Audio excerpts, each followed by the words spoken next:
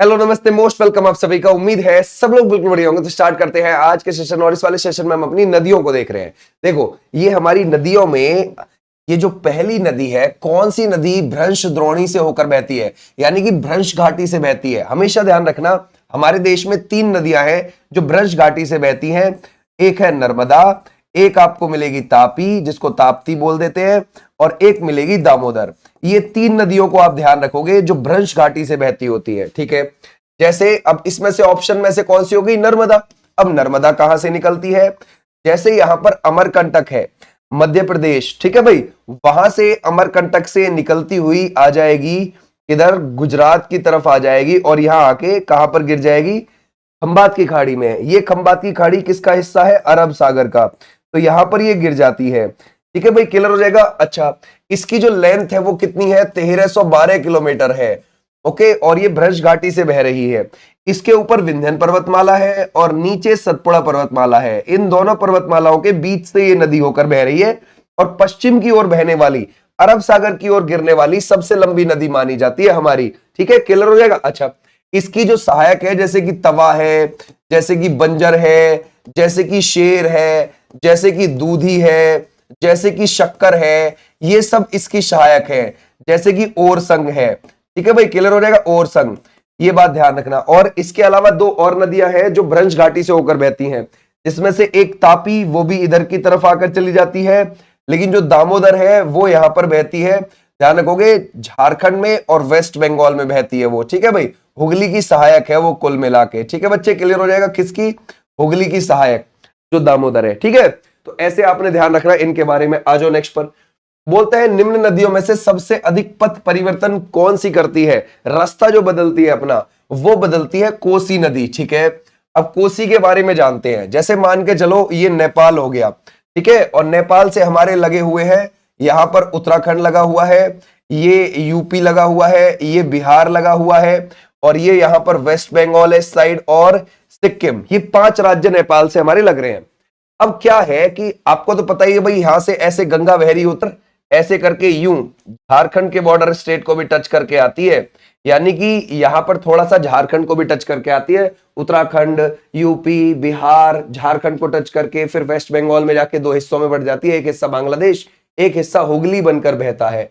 Okay भाई, ध्यान रखोगे, एक हिस्सा हुगली बनकर बहता है जो वेस्ट बंगाल में बहता है। तो वो तो गंगा की बात हो गई, क्योंकि हम गंगा की सहायक पढ़ रहे हैं कोसी को, इस वजह से हमने देखा है गंगा का स्ट्रक्चर। अच्छा, अब हम देखें कोसी। कोसी में एक नदी तिब्बत से आती है, ध्यान रखोगे, तिब्बत से, उसका नाम है अरुण। याद रखोगे क्या है? अरुण नाम है, अरुण। वो आती है गोसाई थान से निकल के। याद रखना कौन सी जगह से? गोसाई थान, वहां से वो निकलकर आ रही है। ठीक है भाई, गोसाई थान से निकलकर चली, और निकलने के बाद यहां पर ऐसे जाएगी, नेपाल की तरफ आ गई। नेपाल में आके उसमें 6 नदियां मिल जाती है। कितनी? 6 नदियां। अब वहां से उसका नाम सप्तकोसी पड़ जाता है। क्या पड़ जाता है? सप्तकोसी। फिर ये आती है बिहार में। बिहार में वराहा नाम की जगह से प्रवेश करती है। वराहा नाम की जगह बिहार में पड़ती है, जहां पर विष्णु जी ने वराह अवतार धारण किया था। तो बस वो वहीं से प्रवेश कर जाती है बिहार में, और फिर प्रवेश करके आगे आके एक जगह पड़ेगी काढ़ा गोला। क्या जगह पड़ेगी? काढ़ा गोला। ये बात ध्यान रखना, कुर्सेला के पास पड़ती है ये जगह। वहां पर आकर ये किस में मिल जाती है नदी? ये मिल जाती है गंगा में। तो गंगा की लेफ्ट से सहायक हो गई है। ठीक है भाई, क्लियर हो जाएगा। किससे है? लेफ्ट से सहायक। अच्छा, इसको सप्तकोसी कहां बोला जा रहा था? नेपाल में, क्योंकि वहां इसमें 6 नदियां मिल जा रही थी और एक्स्ट्रा, यानी कि एक सिंगल नदी चली थी अरुण नाम की, वो इंपॉर्टेंट थी इसमें। तो हमारे लिए ध्यान रखना है, कभी कभी यूं पूछता है कोसी की मुख्य धारा कौन सी है, तो वो कौन सी है? ध्यान रखोगे, अरुण। अरुण की वजह से आगे आके नेपाल में उसमें 6 नदियां और मिल जाती है। ठीक है, अब क्या होता है, कोई भी नदी एक ऊंचे इलाके से बहकर आ रही होती है, जैसे तिब्बत से आ रही है, और फिर उसके बाद नेपाल में तो और नदियां इसमें मिल गई। तो ऊंचे इलाके से एकदम मैदानी इलाके में आओगे ना आप, बिहार जैसे इलाके में, तो फैल जाती है नदी एकदम, और फैलते ही इस पूर्वी इलाके में बाढ़ आवा देती है बिहार के अंदर। तो इसलिए इसको बिहार का शोक बोलते हैं। क्या बोलते हैं इसको? सोरो ऑफ बिहार बोलते हैं, बिहार का शोक। ये भी आप ध्यान रखोगे। जैसे हम कहने लगे ब्रह्मपुत्र कहां का शोक है? असम का। ठीक है, ये भी आप ध्यान रखोगे। तो हमारा राइट आंसर कौन सा हो जाएगा? ये वाले बच्चे, बिल्कुल ठीक है। अच्छा, वेस्ट बंगाल का शोक है दामोदर नदी, उड़ीसा का शोक कौन सी है, महानदी। ठीक है भाई।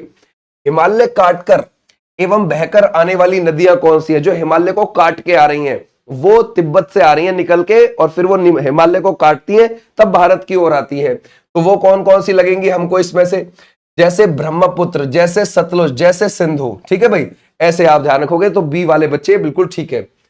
बोलता है प्रायद्वीप भारत की सबसे बड़ी नदी कौन सी है। प्रायद्वीप भारत मतलब ये वाले भारत की, इतने हिस्से की, ये जो प्रायद्वीप हिस्सा है जिसको हम गोंडवाना लैंड बोलते हैं। ठीक है भाई, ध्यान रखोगे। अच्छा, इसकी सबसे बड़ी नदी कौन सी हो जाएगी, वो है गोदावरी। ठीक है भाई, ध्यान रखोगे, गोदावरी। गोदावरी की जो लंबाई है वो 1465 किलोमीटर है, और कहां से निकल रही है, नासिक के पास से निकल रही है, त्र्यंबकेश्वर जगह से, महाराष्ट्र के अंदर। ओके भाई, नासिक के पास एक त्र्यंबकेश्वर जगह पड़ती है, ये वहां से निकल रही है। ठीक है भाई, ध्यान रखोगे। वहां से निकलने के बाद आराम से आगे जाती है ये तेलंगाना, फिर जाती है ये आंध्र प्रदेश, और फिर आगे जाके बंगाल की खाड़ी में गिर जाती है। ओके भाई, तो इसकी जो सहायक है, जैसे हम देखने लगे, जैसे कि वेन गंगा है ना भाई, वेन गंगा, जैसे कि पेन गंगा है, पेन गंगा, जैसे कि वर्धा है, जैसे पूर्णा है। ठीक है भाई, वर्धा है, पूर्णा है, जैसे मंजरी है ना भाई, जैसे सबरी है, जैसे कि इंद्रावती है, ये सब इसकी सहायक नदियां हैं। ठीक है भाई, क्लियर हो जाएगा, ये सब इसकी सहायक है। तो हमारा राइट आंसर है दक्षिण भारत की सबसे बड़ी नदी है। देखो, ज्योग्राफी में बड़ी का मतलब होता है चौड़ाई से, जो ज्यादा पानी लेकर चलती है, समझ गए। तो देखो, इसकी चौड़ाई भी ज्यादा है और इसकी दक्षिण भारत में लंबाई भी ज्यादा है, ये दोनों चीज में ज्यादा मिलेगी दक्षिण भारत में। ठीक है, अगर आप देखोगे गंगा के बाद दूसरे नंबर पर, पूरे भारत की बात करें तो गंगा के बाद दूसरे नंबर पर इसका ड्रेनेज सिस्टम बड़ा है, अपवाह तंत्र बड़ा है। ठीक है भाई, गंगा के बाद। आ जाओ भाई नेक्स्ट पर। निम्नलिखित में से वह कौन सी नदी है जिसका उद्गम भारतीय राज्य क्षेत्र में नहीं है, इन ऑप्शन के हिसाब से। भाई देखो, रावी बिल्कुल ठीक है, हिमाचल प्रदेश से है उसका उद्गम। झेलम जम्मू एंड कश्मीर से है उसका उद्गम। गोदावरी महाराष्ट्र से है उसका उद्गम। लेकिन घाघरा का क्या है, जैसे मान के चलो ये नेपाल है, ठीक है भाई, ध्यान रखोगे, और ये यूपी और ये बिहार। ठीक है भाई, अब क्या काम होता है कि ये जो घाघरा नदी है निकली है, वो निकली है तिब्बत से। ठीक है भाई, ध्यान रखोगे, कहां से निकली है, तिब्बत से। ऐसे आप ध्यान रखोगे, कौन से ग्लेशियर से निकली है, मापचा चुंग ग्लेशियर से। याद रखोगे, मापचा चुंग ग्लेशियर से, ये ग्लेशियर पड़ता है, वहां से नदी निकलती है तिब्बत से। निकलने के बाद ये आ गई नेपाल में। नेपाल में इसको बोला जाता है कर्णाली, समझ गए, कर्णाली। कर्णाली नेपाल की सबसे लंबी नदी मानी जाती है, नेपाल की लंबी नदी है ये सबसे, ये भी चीज आप ध्यान रखोगे। ठीक है भाई, अब ये कर्णाली जैसे ही यूपी में आई, इसको घाघरा बोल दिया। ठीक है भाई, ध्यान रखोगे, घाघरा यूपी में बोला गया, अच्छा खासा पानी लेकर चलती है। फिर ये बिहार में चली गई, और बिहार के छपरा के पास जाकर ये किस में मिल गई, गंगा में, समझ गए। तो ये गंगा की सहायक है लेफ्ट से। ओके भाई, उल्टे हाथ की तरफ से किसकी सहायक है, गंगा की, ये गंगा में मिल जाती है छपरा के पास। ठीक है, क्लियर हो जाएगा। तो हमारा राइट आंसर हो जाएगा Ghaghara is the right answer. Ghaghara क्या काम करती है, कुछ दूर तक यूपी और बिहार का बॉर्डर भी बनाती है। ठीक है भाई, ध्यान रखोगे, ये यूपी बिहार का बॉर्डर भी क्रिएट कर देती है। आ जाओ नेक्स्ट पर। निम्नलिखित नदियों में से किसका उद्गम भारत में नहीं है, तो सर सतलुज का नहीं है। सतलुज तो बाहर से आती है, तिब्बत से आती है ना। ये तो तिब्बत की राखसताल झील से निकल कर आती है, राखसताल झील यहां से निकली, निकलने के बाद ये कहां आ गई, ये आ गई दर्रा के थ्रू, शिपकीला दर्रा के थ्रू हिमाचल प्रदेश में। जब ये हिमाचल प्रदेश में आई तो हिमाचल वालों ने इसके ऊपर डैम बनाया, कौन सा, भाखड़ा बांध। उसके बाद जब ये पंजाब में आई तो 13 किलोमीटर आगे ही, भाखड़ा बांध से 13 किलोमीटर आगे पंजाब में नांगल बांध बन गया। फिर आगे आई, एक हरीके जगह पड़ती है पंजाब में ही, हरीके नाम की जगह से इसमें कौन सी नदी मिल रही होती है, ब्यास नदी। ब्यास हिमाचल प्रदेश से आती है और पंजाब के हरीके में आके इससे मिल जाती है। हरीके से ही, हरीके में बैराज है, बैराज पानी को मोड़ने के लिए बनाए जाते हैं। ठीक है, तो हरीके में जो बैराज है वहां से इंदिरा गांधी नहर निकाली गई है, कहाँ के लिए, राजस्थान के सूखे इलाके में पानी पहुंचाने के लिए। और फिर बचा कुचा इसका पानी सतलुज का कहाँ चला जाता है, आगे। ठीक है, पाकिस्तान चला जाता है, पाकिस्तान में जाके चिनाब में मिल जाती है। तो हमारा राइट आंसर क्या हो जाएगा, ये। आ जाओ नेक्स्ट पर। निम्नलिखित में से कौन सी नदी कृष्णा नदी की सहायक नहीं है। ओके, क्या अमरावती है, घाटपिरवा है, मालपिरा है, तुंगभद्रा है? चलो देखते हैं। हम कृष्णा नदी को अगर हम देखें, जैसे ये महाराष्ट्र है, ये आपको गोवा देखने को मिलेगा, ये आपको कर्नाटक देखने को मिलेगा, ये तेलंगाना और ये आंध्र प्रदेश। एग्जाम्पल के लिए कृष्णा नदी कहां से निकलती है भाई? कृष्णा निकलती है महाबलेश्वर से। महाबलेश्वर है महाराष्ट्र में ही जगह, और ये पश्चिम घाट में है जगह। कहां पर है? पश्चिम घाट में। यहां पर बिल्कुल पश्चिम घाट की जड़ में मिलेगी ये जगह। तो यहां से पश्चिम घाट के जो पर्वत है ना, वो साउथ गुजरात में है, महाराष्ट्र में है, गोवा में है, कर्नाटक में है, केरल में है, और कहां तक जा रहे हैं? वो जा रहे हैं कन्याकुमारी तक, पूरे के पूरे। ठीक है भाई, ध्यान रखोगे कन्याकुमारी तक फैले हुए हैं, और ये 1600 किलोमीटर में, ठीक है भाई, ध्यान रखोगे, फैले हुए हैं। ये हमने जो पर्वत पहाड़ियां वाली की है क्लास, उसमें हमने कर रखा है। अब यहीं से ये महाराष्ट्र से निकल गई, निकलने के बाद कर्नाटक आई, फिर ये तेलंगाना आई, फिर ये आंध्र प्रदेश आई, और आगे आके ध्यान रखोगे बंगाल की खाड़ी में गिर गई। तो इसकी लेंथ है 1401 किलोमीटर। दक्षिण भारत की दूसरी लंबी नदी है। दक्षिण भारत में सबसे लंबी गोदावरी है, उसके बाद दूसरे नंबर पर ये है। ठीक है भाई, लेकिन अमरावती इसकी सहायक नहीं है। ठीक है भाई, तुंगभद्रा है, मालपिरवा है, घाटपिरवा है ना भाई, भीमा है, हिमा, ऐसी इसकी सहायक नदियां हैं। ठीक है भाई, ध्यान रखो, पंचगंगा है, दूध गंगा है, पंचगंगा। ठीक है भाई, दूध गंगा आपको देखने को मिल जाएगी।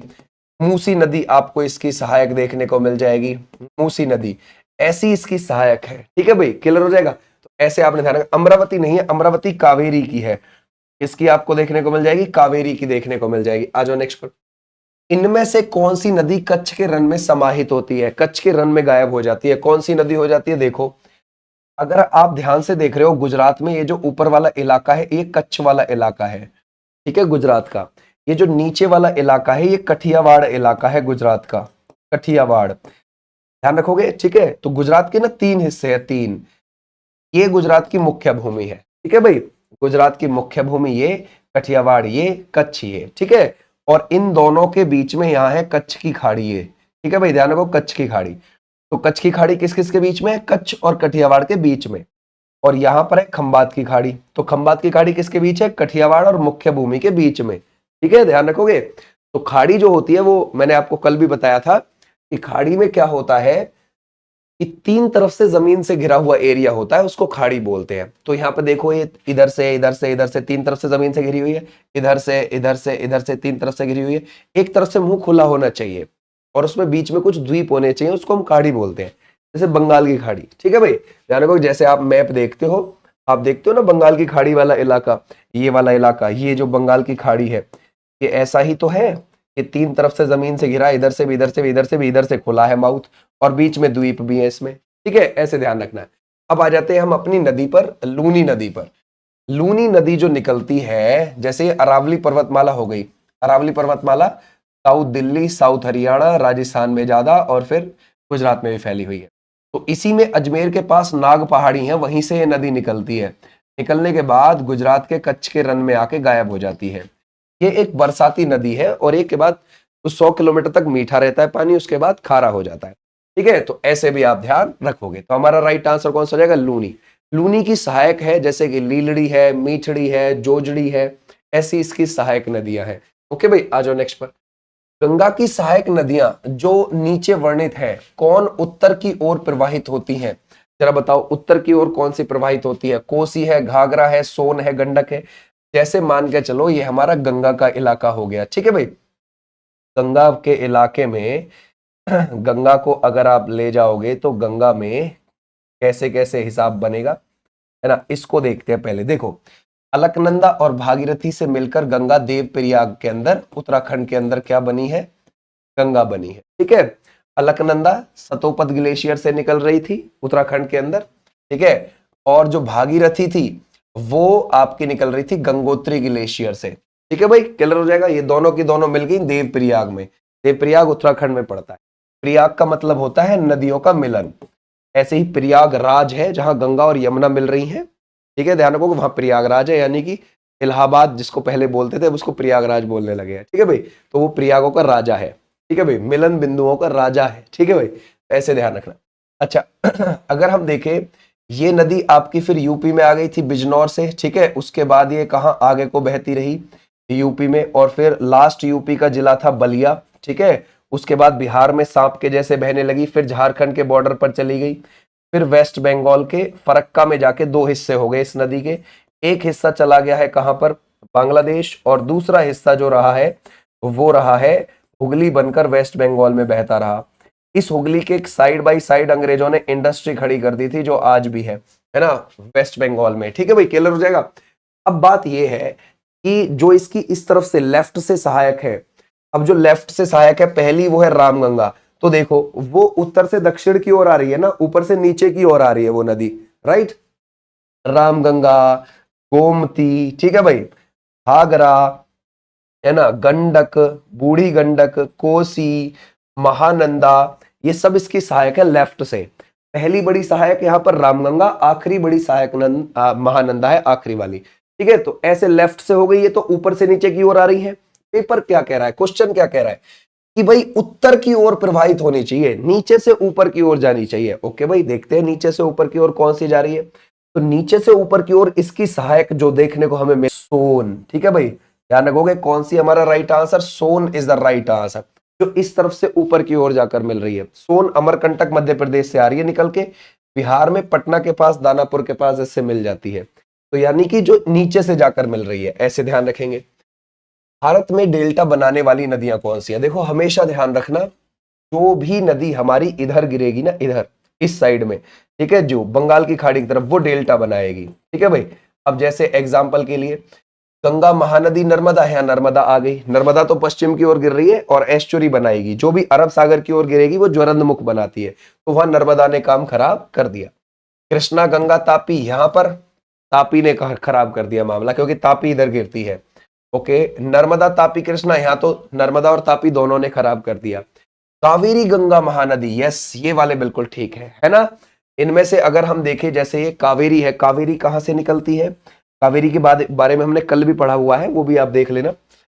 कावेरी ब्रह्मगिरी कर्नाटक से निकलती है, निकलने के बाद है ना ये कहां पर आ जाती है, तमिलनाडु की तरफ आती है और यहां आकर गिर जाती है बंगाल की खाड़ी में। लगभग 800 किलोमीटर इसकी लंबाई देखने को मिल जाएगी कावेरी। ओके, तो ये इन दो राज्यों में बहती है। अब जो महानदी है ये छत्तीसगढ़ से निकलती है, छत्तीसगढ़ में धमतरी जिले से निकलती है। धमतरी जिले में सिंहवा की पहाड़ियां हैं। कौन सी पहाड़ियां हैं, सिंहवा की पहाड़ियां, वहां से ये निकलेगी और फिर उड़ीसा में आ जाएगी और फिर डेल्टा बना के गिर जाएगी। इन दो राज्यों में बह रही होती है ये। लगभग 851 किलोमीटर इसकी लंबाई है।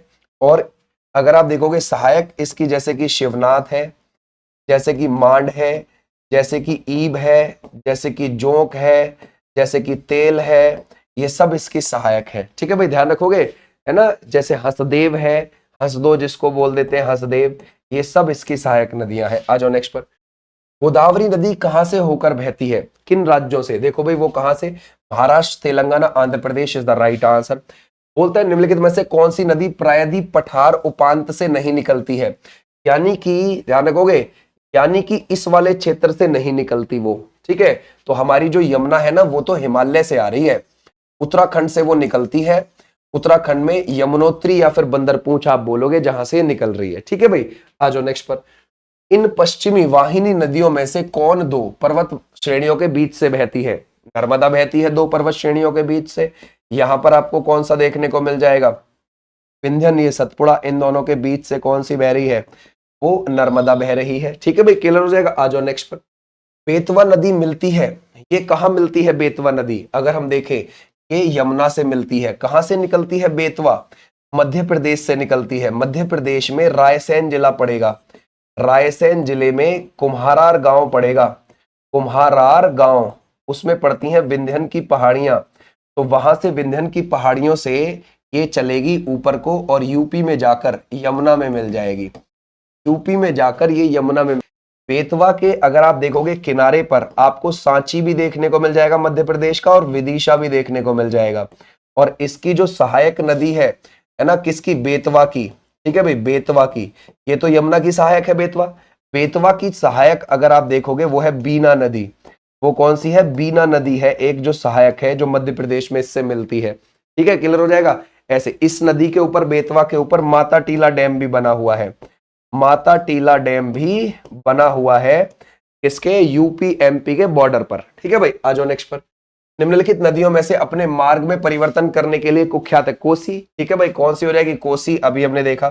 बोलते हैं पंजाब के निर्माण में सबसे महत्वपूर्ण नदी कौन सी है? पंजाब के निर्माण में कौन सी सबसे ज्यादा? सिंधु, ठीक है भाई, ध्यान रखोगे, सिंधु और उसकी सहायक नदियों ने मिलकर पंजाब के मैदान का निर्माण किया है।